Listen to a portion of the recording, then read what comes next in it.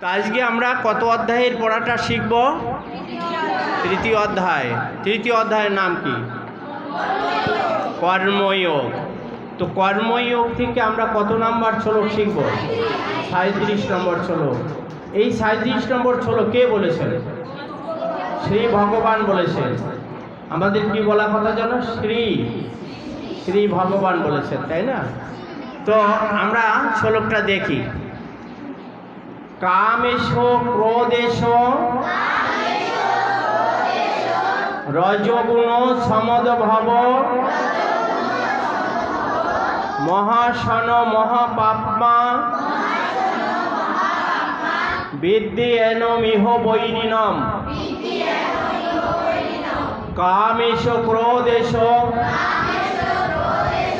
রজগুণ সমদ্ভব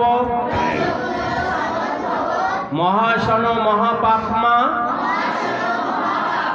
বিদ্যানমিহ বৈরিণম। আমরা অনুষ্টাপ ছন্দে পাঠটা করছি। কামেশ ক্রোধেশ রজগুণ সমদ্ভব মহাশন মহাপাপ্মা বিদ্যেনমিহ বৈরিণম। সামান্য একটু তুলে দিতে হবে সুরটা, সামান্য, তাহলে সুন্দর হবে। কামেশ ক্রোধেশ রজগুণ সমদ্ভব মহাশন মহাপাপ্মা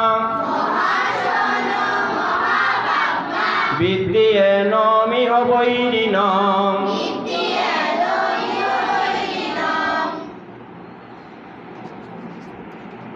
কাম ক্রোধ, শ্রী ভগবান বললেন এই সমস্ত কাম ক্রোধ রজগুণ থেকে উদ্ভূত হয়, যা দুষ্পূরণীয় এবং অতিশয় উগ্র।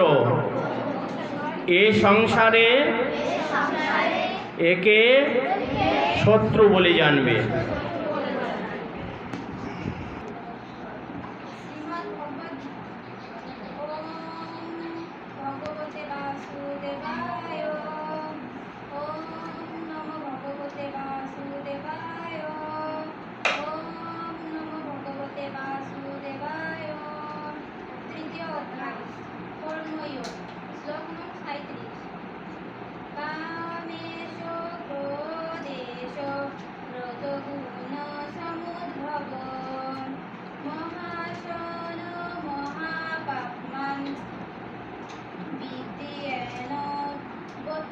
ইহ বৈরিণম।